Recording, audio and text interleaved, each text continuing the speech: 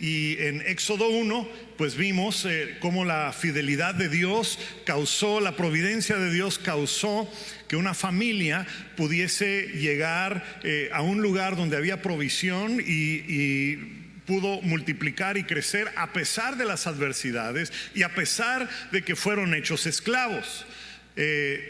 Y de eso hablamos un poquito la semana pasada. Y el día de hoy, pues nos vamos a saltar lo que es el nacimiento de Moisés. Vamos a saltarnos los primeros años de Moisés y vamos a saltarnos en cuando él mata a un ciudadano egipcio, un capataz egipcio, y nos vamos a introducir en la historia después de que Moisés tiene que huir de Egipto, porque ahora lo andaban buscando a él para hacer justicia con él por haber matado a un ciudadano egipcio. Okay, entonces nos vamos a introducir aquí en el capítulo 2, del versículo 16 al 22. Y esta sección es muy importante, aunque cuando lo leemos normalmente pasa por desapercibido, pero espero que el Señor permita que podamos sacar alguna aplicación a nuestras vidas el día de hoy. Voy a empezar al final del versículo 15, pueden seguir aquí adelante. Dice: cuando Moisés llegó a Madián, se sentó junto a un pozo, y el sacerdote de Madián tenía 7 hijas, quienes fueron al pozo como de costumbre para sacar agua y llenar los bebederos para los rebaños de su padre.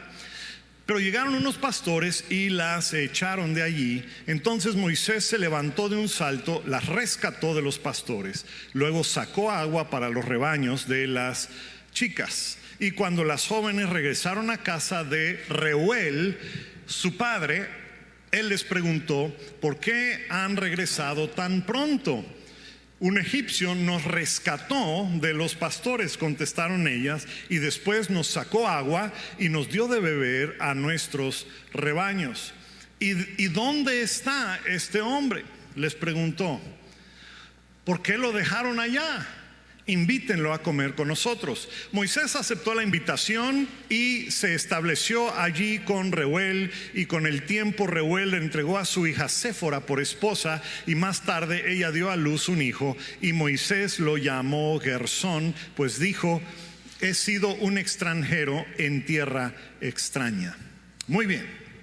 Aquí vemos a Moisés en transición de cuando antes era un hombre culturalmente egipcio, o sea, egipcio en su manera de vestir, en su manera de pensar, en sus creencias tal vez, en su manera de hablar, y está en transición y se va a convertir en un hombre que iba a sacar al pueblo de Dios de la esclavitud.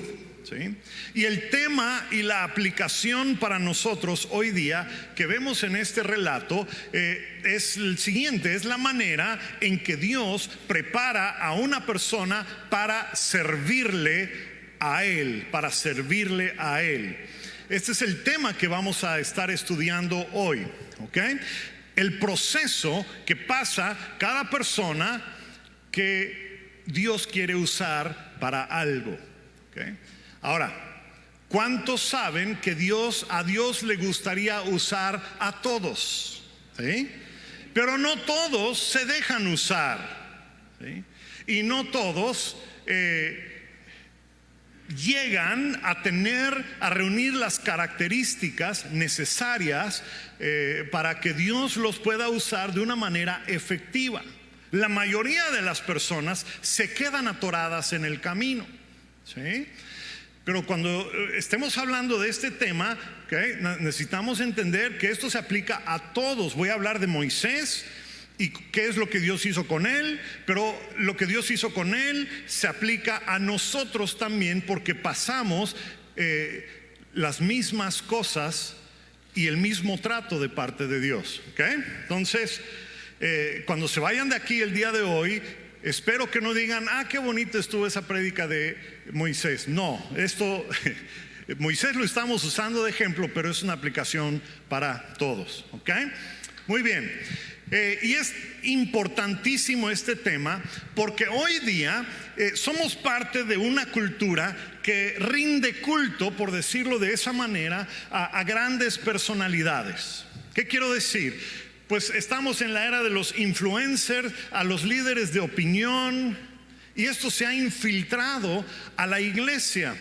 Y buscamos que los líderes o las personas que de alguna manera tienen algo que ver en la iglesia, sean grandes personalidades, que tengan una plataforma, que tengan un magnetismo para atraer a personas, y buscamos que sean personas con ciertas maneras de ser, y todos aspiramos a esas cualidades, porque esas son las cualidades que sigue el mundo. Y entonces esas son las cualidades que también sigue la gente de la iglesia, desafortunadamente, ¿sí? Y rendimos honor y culto a ese tipo de personalidades y ese tipo de personas, ¿sí? Y si no me creen, pues ahí les va un ejemplo para que vean que esto así sucede. Cuando se convierte a Cristo una persona famosa, ya sea un actor, un músico, un atleta, un artista famoso, siempre nos emocionamos porque pensamos, ahora sí esta persona va a poder hacer algo importante para Dios. Pensamos que Dios de alguna manera necesita el nombre o la posición o la fama o la fortuna de la persona que se acaba de convertir. Y entonces pensamos, bueno, ahora que se convirtió esta persona famosa, el cristianismo ahora va a ser algo chido, algo atractivo para otros. Y más personas ahora entonces se van a convertir debido al magnetismo y la popularidad y a la plataforma y todo lo demás de la persona famosa. Y vemos una persona y decimos, si tan solo esa persona se puede convertir a Cristo, ¿te imaginas el impacto que tendrían? Es nuestra manera de pensar, ¿sí? Pero lamentablemente hay una larga lista de personas famosas que se arrepienten, ¿verdad? Se convierten un día y a la semana siguiente o al mes siguiente ya están predicando o ya tienen un libro que les publicaron, mientras que a la persona común y corriente tardan años en que salga un libro, nada más por la fama de uno, ya tiene contratos y tiene lo demás, ¿verdad? Pero la pregunta siempre es, dentro de 10 o 15 años, ¿cuántos de esos famosos se mantienen firmes en la fe? Y la respuesta, todos sabemos, es que es muy pocos. Pero seguimos nosotros pensando así, ¿sí? Pensamos el cristianismo se extendería más rápidamente por el mundo si alguna persona famosa se convierte, alguien conocido a nivel mundial, alguien de renombre. Pero la realidad es que Dios no necesita pedirle prestado el nombre a alguien famoso, porque Dios ya tiene un nombre que es sobre todos los demás nombres. Y todos los demás nombres tienen que rendirse ante el nombre del Señor, tienen que doblar rodilla en los cielos, en la tierra y debajo de la tierra. Y un día todo otro nombre confesará que Jesús es el Señor, ¿eh? Dios no compite con otros. De hecho, Él mismo dice, yo no comparto mi gloria con nadie. Pero de todos modos buscamos a alguien que tenga una medida de gloria terrenal y queremos que sean los que presten su nombre a Dios para que el mundo conozca a Dios, ¿sí? Y cuando pensamos así, cometemos un par de errores. Pero en realidad, quiero que veamos cómo esto pasó con Moisés, ¿Sí? Moisés era un hombre conocido. Era hijo de un rey, hijo adoptado, pero era hijo de un rey. Todos conocían el nombre de Moisés. Y de pronto, un día, o sea, no lo leemos, pero evidentemente en algún momento de su vida le dicen que era adoptado y que en realidad no era egipcio, era hebreo. Y entonces en el párrafo antes, o en la sección antes de donde comenzamos a leer, dice que él salió un día porque quería ver cómo vivían los hebreos. Y entonces cuando Moisés ve la manera en que vivían y la manera en que trataban los egipcios a los hebreos, él se molestó y se fue en contra de un egipcio y lo mató. ¿Sí? ¿Se imaginan qué habrán dicho dentro del pueblo hebreo esa noche? O sea, si fuese yo una persona que apuesta, yo apostaría, ¿verdad? A que esa noche llegan a sus casas y todos están hablando. Oye, ¿escuchaste de Moisés? ¿Cuál Moisés? Moisés Pérez. No, ese Moisés. ¿Cuál Moisés? El hijo del faraón. Sí, ¿qué pasó? Oye, ¿escuchaste lo que sucedió? Pues resulta que es hebreo. No me digas. Sí, es hebreo. Y no solamente es hebreo, sino que mató a un egipcio. Ya la hicimos. Ya. Mira, Moisés tiene la educación, los contactos, él sabe cómo opera el ejército, él sabe dónde viven todos. Ya la hicimos. Ahora sí nos va a liberar. ¿Y qué pasó? Moisés desapareció del mapa.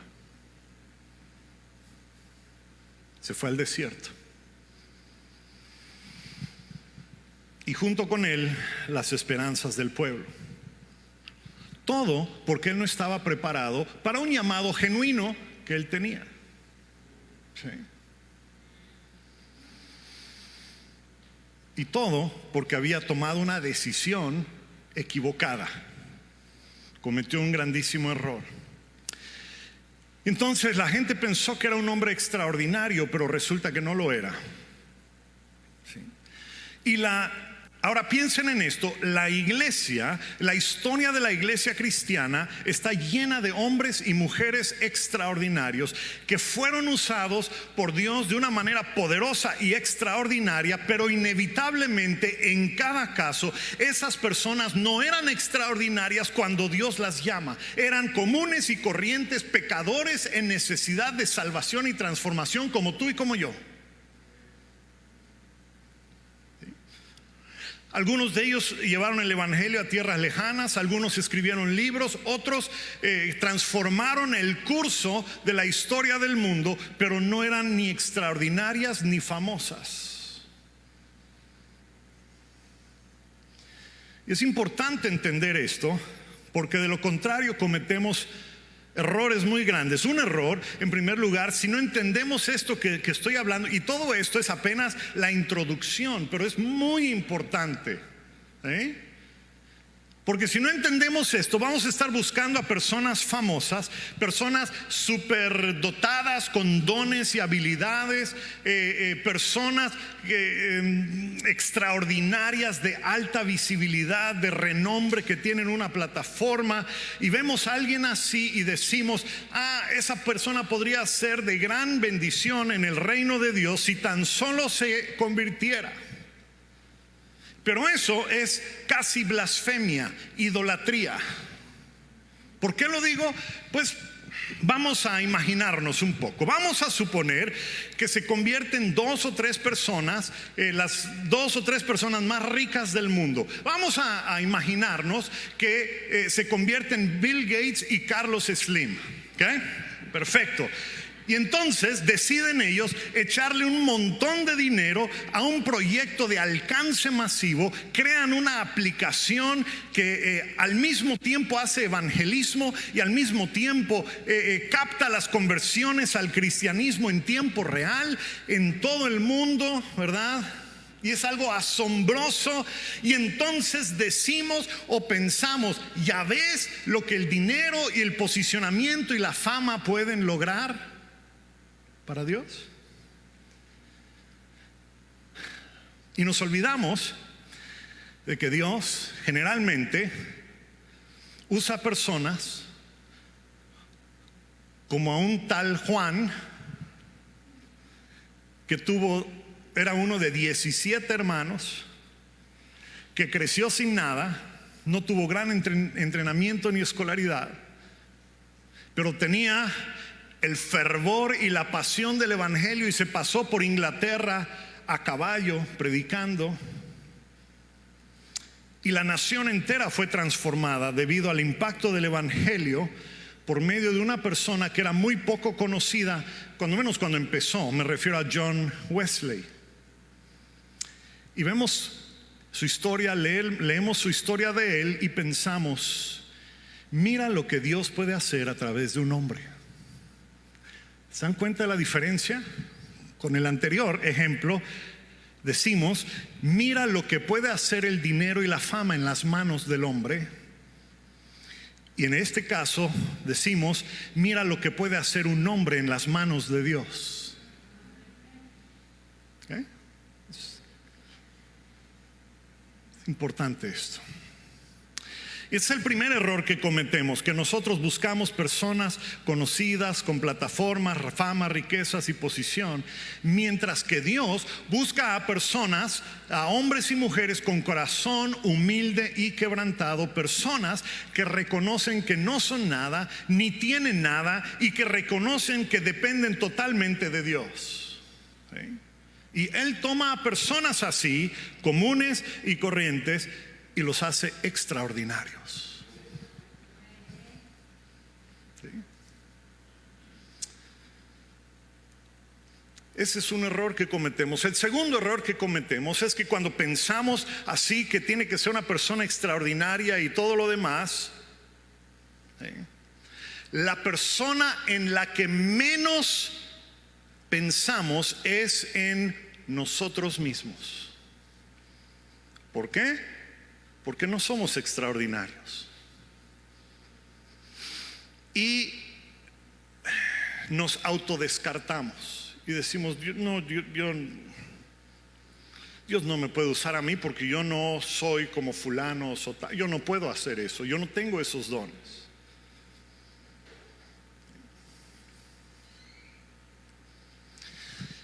Ok. Ahora sí, vamos a entrar al pasaje en el tiempo que me queda. En la porción de la escritura que leímos hoy, Moisés claramente era la persona que debía liberar al pueblo. Evidentemente lo sabemos porque vimos la película de Éxodo, ¿verdad? Entonces sabemos que Moisés pues era el elegido. ¿Ah? Y viéndolo desde un punto de vista humano, Moisés reunía todas las características que culturalmente son importantes. Sí, creció con riquezas, era una persona de posición, de privilegio, de contactos en lugares altos, todo lo que buscamos en una persona clave para ejercer algún tipo de liderazgo. Pero ese Moisés no le servía a Dios. O sea, lo voy a decir de otra manera, ese Moisés era inservible para Dios. No solamente no le servía a Dios, sino era inservible para Dios. ¿Okay? Y Dios entonces tiene que eliminar de Moisés la gloria terrenal con la que él creció, y él tiene que hacer un trabajo extraordinario en la vida de Moisés. Y tiene que eliminar esa gloria terrenal para que la gloria de Dios pueda ser revelada a través de la vida de Moisés. Aunque Moisés tenía instintos de libertador, como vemos. O sea, ya les dije, y en el pasaje, o sea, en el párrafo anterior al que leímos, vemos que él interviene para defender a un hebreo que es maltratado por un egipcio. ¿Sí? Podríamos decir, bueno, se acababa de dar cuenta que era hebreo y estaba todo frustrado, y después en un arranque de ira y de venganza se fue contra uno. O sea, y decimos, bueno, pues podría ser, pero no. O sea, justo después de eso hay dos hebreos en una discusión y Moisés se entromete en la discusión y toma partido con uno de ellos dos. O sea, ¿Qué es lo que pasa con Moisés? Pues Moisés en realidad no es que sea antiegipcio. Los instintos de Moisés son para hacer justicia a favor del agraviado. ¿Sí? Y lo vemos aquí también en el pasaje que leímos. ¿Sí? Las mujeres son maltratadas por estos pastores que las querían echar de allá, y entonces Moisés se levanta y salva a las mujeres y echa fuera a los pastores. ¿Y cuál es el llamado de Moisés? Pues es para liberar al pueblo de Israel de la opresión, así como liberó a las hermanas de manos de los pastores. O sea, podemos ver instintos en Moisés que van de acuerdo al llamado que tiene en su vida. Y así es como con cada uno de nosotros. Hay cosas que traemos nosotros, que Dios puso allá, que tienen que ver con aquello que Dios quiere que hagamos de nuestras vidas. ¿Sí? Pero Moisés no tenía el carácter. No tenía el carácter. Era impulsivo, intempestivo, no tenía paciencia, no tenía sabiduría, pero más importante, no tenía fe, no conocía al Dios de sus antepasados. Y entonces Dios no lo podía usar, porque no solamente iba a causar libertad para el pueblo de Israel, sino que sus otras dos cosas que él iba a hacer era darle al pueblo de Israel la ley de Dios, y también tenía que instituir la adoración. Y solamente uno que conoce a Dios puede hacer eso. Puede entender el corazón de Dios y adorarle de acuerdo a la revelación que ha recibido. Y Moisés no tenía esa revelación. ¿Okay? Y entonces, ¿qué hace Dios con Moisés? Pues vamos a ver rápidamente, en el tiempo que me queda, 5 o 6 cosas que Dios hace en la vida de Moisés, que también hace en la vida de cada uno de nosotros, si se lo permitimos. A veces lo hace a la fuerza. Normalmente ni nos damos cuenta, porque nada más vemos nuestra circunstancia y no vemos lo que Dios está haciendo. Pero la primera cosa que Dios hace con él es que lo tiene que sacar de su posición y de su comodidad. Es la primera cosa que hace. Lo tiene que sacar de su posición para poder posicionarlo correctamente. ¿Se entiende? ¿Sí? Primero lo saca de Egipto y después comienza a sacar a Egipto del corazón de Moisés. Y esto es algo que se aplica a cada uno de nosotros. Dios primero nos tiene que quitar de en medio de todo aquello que contamina nuestro corazón, y entonces comienza a prepararnos y a transformarnos, y lo hace a través de una serie de procesos. ¿A través de una serie de qué? Procesos.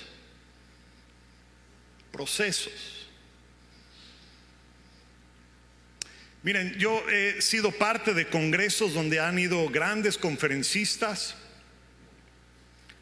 y grandes conferencistas predicadores. El más reciente al que fui, bueno, pues por toda la pandemia que ha habido no hemos podido ir a ningún congreso, pero en diciembre, hace 11 meses, fuimos a un congreso en la Ciudad de México y fueron conferencistas muy reconocidos para hablarle a los jóvenes. ¿Okay? Y pues uno va a ese tipo de congresos y ahí puede ver que entre los jóvenes, ¿verdad? Muchos de ellos quieren ser como los conferencistas o los influencers que escuchan. Quieren ser como ellos.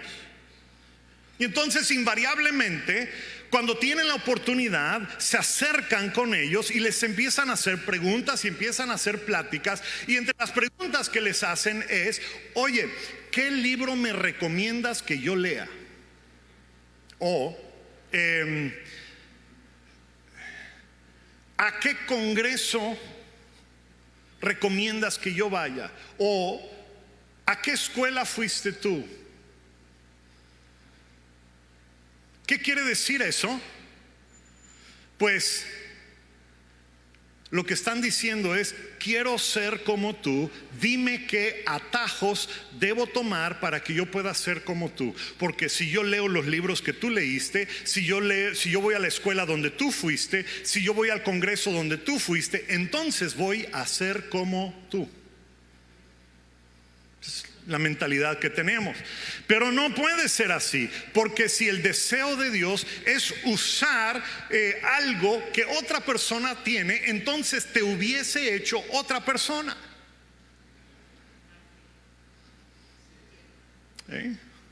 La realidad es que Dios te ha dado a ti y a mí herramientas, dones, habilidades, amor, pasión por aquellas cosas que Dios te ha llamado para hacer, ¿sí? Pero primero tiene que sacarte de la tierra de tu comodidad, a través de dificultades, a través de circunstancias, sí, inclusive a través de malas decisiones tuyas. Dios sacó a Moisés de Egipto. Y entonces leemos que Moisés estaba en el desierto y muy seguramente estaba ya junto al pozo, sentado, lamentando su triste suerte, ¿verdad? Porque el único contexto que conoce es el contexto de Egipto. Seguramente está todo deprimido, ¿ah? Diciendo: ya la regué. Yo tengo un amor, una pasión para salvar al pueblo de Israel y pues para hacerlo, pues ellos están en Egipto y yo estoy aquí. Yo tengo que ir a Egipto, pero no puedo ir a Egipto porque ahí me busca la justicia. Estoy seguro que eso estaba en su cabeza. ¿Por qué lo sé? Porque eso pasa con nosotros. Sucede algo que no nos esperábamos, algo que nos tumba de aquello a lo que estamos acostumbrados, y rápidamente la mente empieza: ¿por qué me pasa esto? Si yo debiera estar haciendo esto, ¿por qué Dios permite esta calamidad en mi vida? Así no la pasamos. Y por alguna razón pensamos que si Dios tiene un plan para mi vida, pues debe ser algo sencillo y fácil y rápido, y no es así. No es así, nunca ha sido así. Porque es a través de los tiempos difíciles que Dios moldea nuestro corazón y Dios nos transforma, ¿sí? ¿O a poco Moisés es el único que la regó en la Biblia? No, todos la regaron, todos tomaron decisiones equivocadas, todos cometieron errores. El apóstol Pablo apedreaba a cristianos y los llevaba presos. El apóstol Pedro era bien racista. Decía una cosa y a los que no eran judíos les decía una cosa, pero después cuando se juntaba con los judíos ya les hacía fuchi o el feo a los otros. O sea, a tal grado que lo tuvieron que regañar por otro apóstol en medio de una reunión. Oye, Pedro, estás mal. ¿Ah? Pero Dios toma lo que somos y lo que hemos hecho y comienza a moldearnos. Entonces primero Dios nos saca de nuestra posición y también saca la cultura del mundo de nuestro corazón, que es el segundo punto. Y te quiero decir con mucho amor, pero con mucha firmeza y mucha convicción, de que si tú estás asistiendo a esta iglesia o a cualquier otra iglesia que es genuina, porque hay iglesias que no son genuinas, ¿ok? O sea, pero si tú estás buscando de Dios genuinamente, si tú vienes a esta iglesia o nos estás viendo por las redes sociales y eres genuino en tu fe y quieres agradar a Dios, entonces automáticamente estás en un proceso de limpieza de la cultura que hay en tu corazón. Así es como suceden las cosas. Y de ti depende si el proceso es corto o largo. ¿Sí? Mientras más quieres amoldarte a la cultura del mundo, mientras más te llenas de películas y canciones y maneras de vivir y maneras de comportarse del mundo, ¿verdad?, más va a tardar y más difícil y drásticas van a ser las medidas que Dios va a tomar en tu vida. ¿Okay? Se los digo por experiencia. Pero no tengo el tiempo de entrar a esa experiencia. Simplemente estamos aquí abordando en temas generales lo que la Biblia nos enseña, ¿sí? Muy bien, entonces tenemos que en primer lugar Dios nos saca de la posición acomodada. En segundo lugar, Dios extrae la cultura y los valores del mundo que hay en el corazón. Y en tercer lugar, Dios le da a Moisés un mentor, un padre espiritual, un maestro. Es interesante cómo Moisés nos presenta a su suegro, porque ¿cuántos saben que Moisés escribió Éxodo? ¿Habían visto este nombre? Bueno, vamos a una pregunta anterior. ¿Saben ustedes cómo se llamaba el suegro de Moisés? Jetro.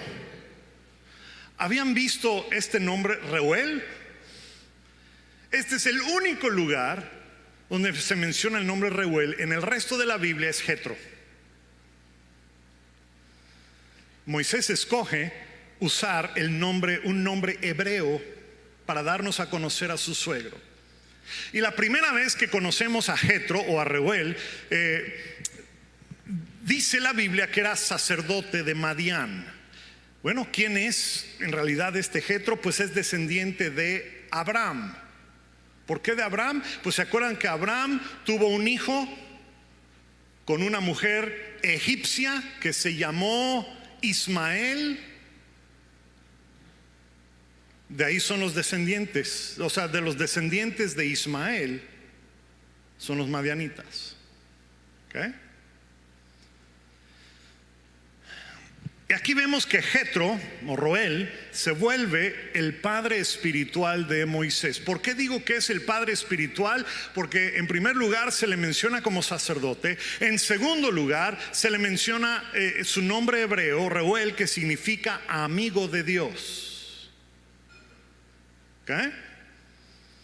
Y en tercer lugar vemos que este hombre tiene una influencia, no influencia o influencia de manera correcta a Moisés, y Moisés escucha los consejos de este hombre, porque ya después de que sale Israel de la tierra de Egipto, este Jetro se acerca con Moisés y le dice: ¿sabes qué, Moisés? La manera de atender los problemas de todo el pueblo no está bien como lo estás haciendo, y le da un consejo y Moisés le sigue.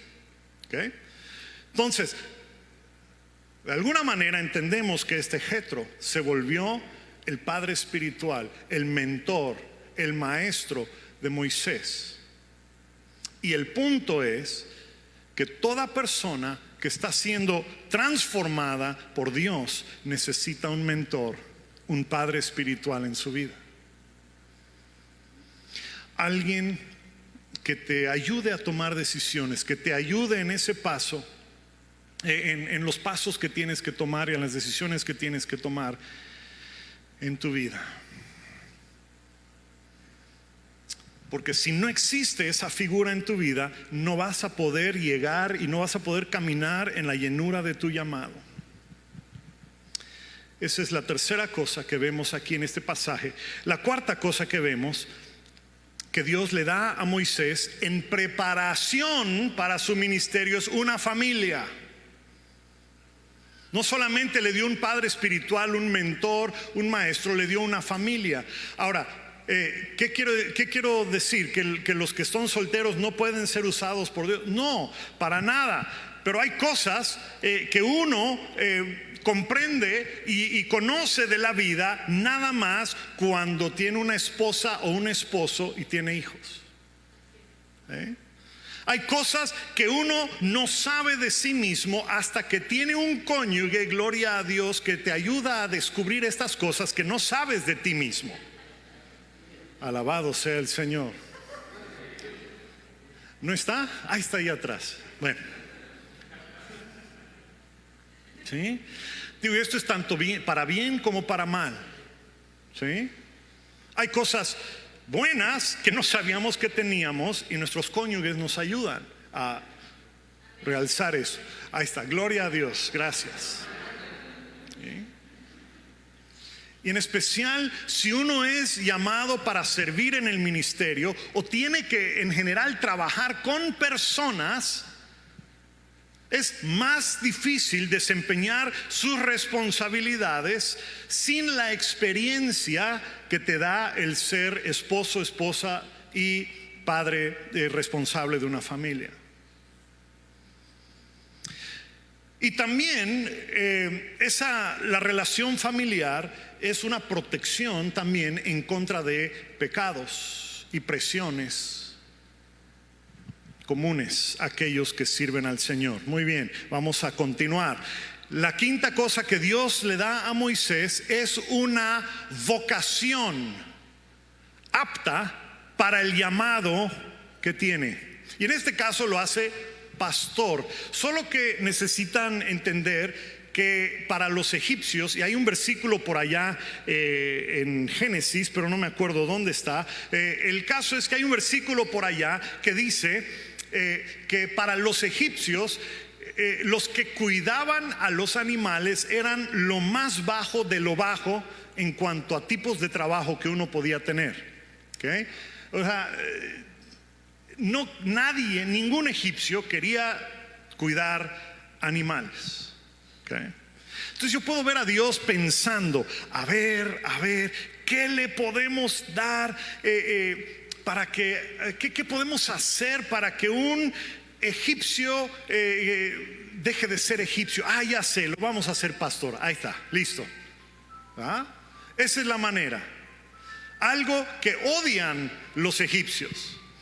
Mas sin embargo, a través de la historia bíblica podemos ver la importancia de los pastores. ¿Sí? Abel fue pastor. Abraham, Isaac, Jacob y sus hijos menos José fueron pastores. El rey David era pastor. A Jesús se le conoce como el buen pastor.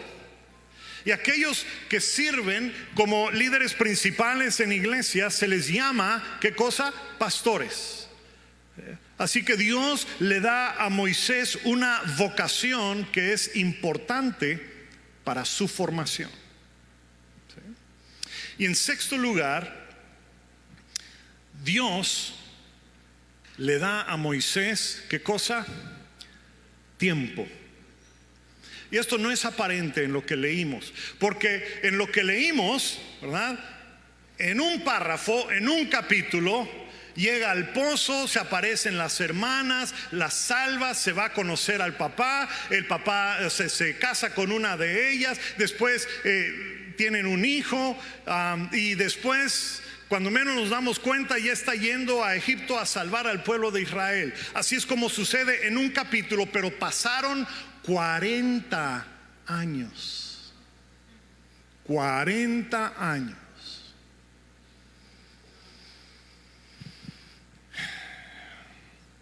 La Biblia nos dice que tenía 40 años cuando mató al egipcio y escapó de esa nación. Y después la Biblia nos dice que pasaron 40 años.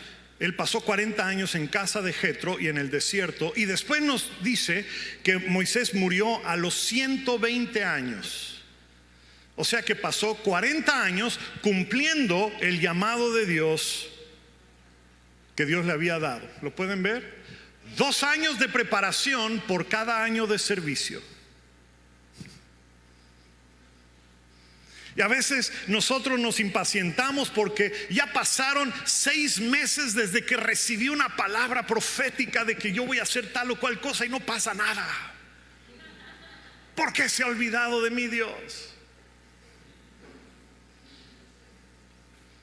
Dios en su gracia le asigna tiempo a Moisés y te asigna a ti y a mí una medida de tiempo para prepararnos. Porque hay lecciones que tenemos que aprender en ese tiempo. ¿Qué es lo que aprendió Moisés? En primer lugar, aprendió paciencia. Paciencia. Él era muy impaciente. Por eso se metió en problemas, porque era impaciente. ¿Sí? Junto con la paciencia se volvió una persona humilde. Esa es la segunda cosa que aprendemos, humilde. Porque tampoco era humilde los primeros 40 años de su vida. Dios lo tuvo que rebajar, cuando menos en la mentalidad de un egipcio, que lo rebajó de príncipe a ganadero, ¿sí? O pastor. Y en el proceso aprendió humildad. Y te quiero decir que nosotros, tú y yo, no podemos ser efectivos si no caminamos en humildad. No importa si somos llamados a servir en la iglesia, o si somos llamados a servir en nuestras familias, o en alguna empresa, o en algún tipo de trabajo. Necesitamos una medida de humildad, pero tampoco es natural para nosotros. La tercera cosa que Moisés aprende en este tiempo es la disciplina. ¿La qué? Puedes irte para atrás, creo que es uno a la vez. No quiero que se vean todos. La disciplina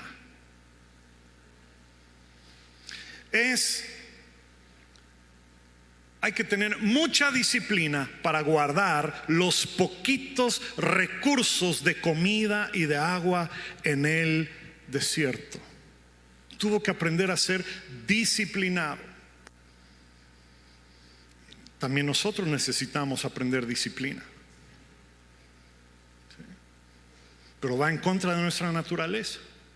La cuarta cosa que tuvo que aprender Moisés fue dependencia. Dependencia. Imagínense, 40 años cuidando animales en el desierto. En algún momento tuvo que enfrentar, en esos 40 años, tuvo que enfrentar animales salvajes, rateros, ¿sí? Sin ninguna otra ayuda más que la de Dios. Bueno, y su esposa y 6 cuñadas, ¿verdad? Pero no habían varones para hacer algunas labores. Y por último, en ese tiempo Moisés creció en madurez y en carácter. Se volvió una persona de carácter, de temple, listo para la labor que Dios lo llamó para hacer. La madurez, combinado con paciencia y disciplina, fue lo que evidentemente causó que 10 veces vaya a hablar con el faraón para decirle: deja ir a mi pueblo. Y el faraón no. Bueno, ¿no quieres dejar ir a mi pueblo? Está bien, te vengo a ver en otra semana. Después de alguna calamidad, te veo la otra semana. Se aparece la otra semana. Oye, deja ir a mi pueblo. No, nos vemos la otra semana. ¿Se dan cuenta? La madurez, el carácter, la humildad se forman con tiempo. Tiempo. El tiempo y las pruebas que uno pasa. ¿Sí? A sus 40 años Moisés era un hombre fuerte, privilegiado, arrogante, engreído, y no era lo que Dios necesitaba. Pero a sus 80 años Moisés era un hombre débil físicamente, humilde, paciente, disciplinado, templado, dependiente en Dios, sometido a la autoridad de Dios. Este es el tipo de personas que Dios quiere usar.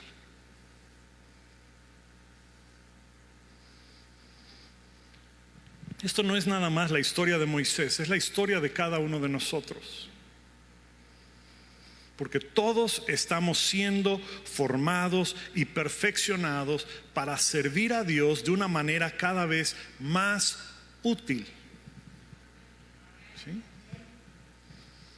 Por eso es que aquí cuando llegan las personas a la iglesia por primera vez, y ha sido difícil en este tiempo de pandemia, porque no somos todos, hay varias visitas, hay personas que no eran parte de la congregación antes de la pandemia, pero generalmente hablando, cuando una persona se integra y nos dice: pastor, yo siento que Dios me está trayendo a este lugar, lo primero que hacemos es, adivinen qué es. Bueno, ustedes que han estado aquí desde hace tiempo, ¿cuál es la primera área de servicio que le damos a alguien en la iglesia? Limpieza, gloria a Dios, ¿verdad?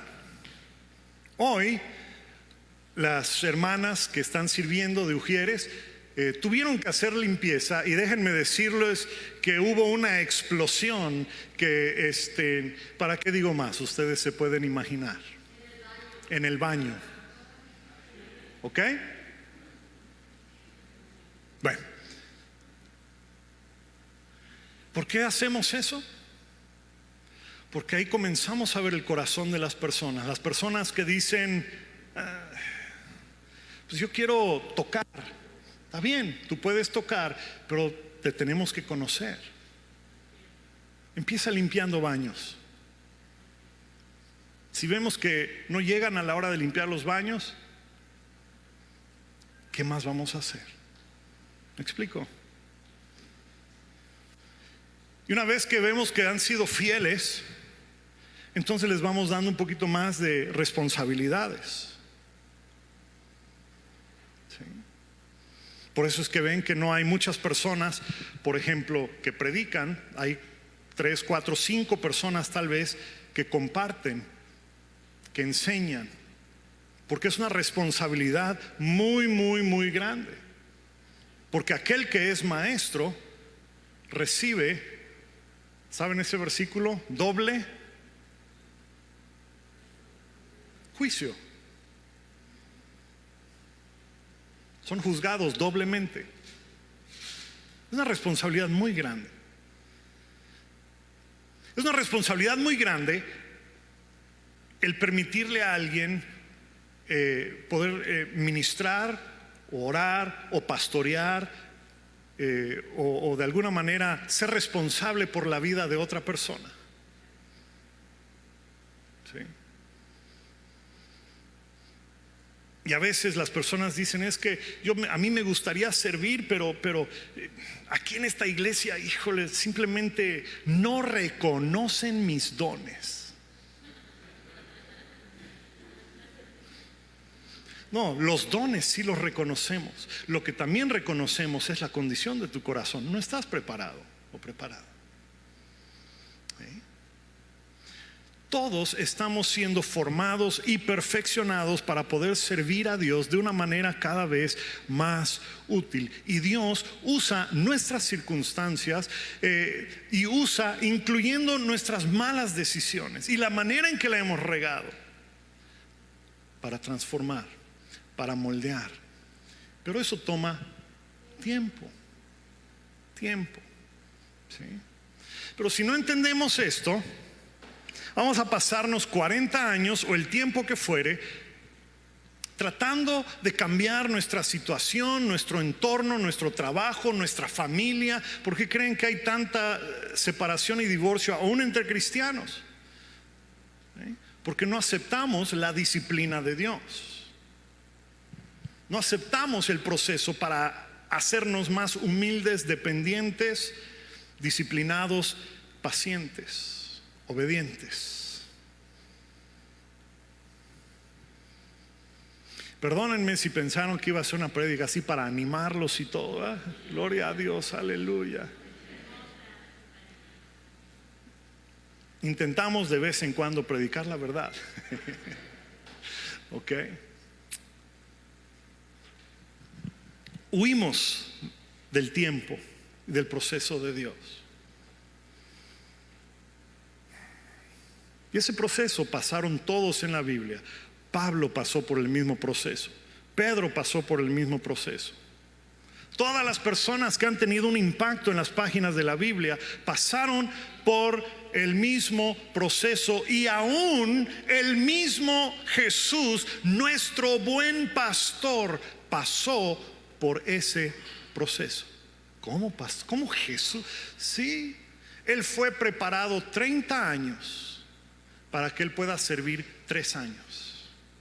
Dejó su posición y su trono y su gloria para convertirse igual a una de las demás criaturas y habitar 33 años en medio de un lugar lleno de inmundicia y de pecado. Y dice la palabra en Hebreos, creo que es Hebreos 5, 8 o 9, dice que el mismo Jesús, aunque era hijo, mediante el sufrimiento aprendió la obediencia hasta ser perfeccionado.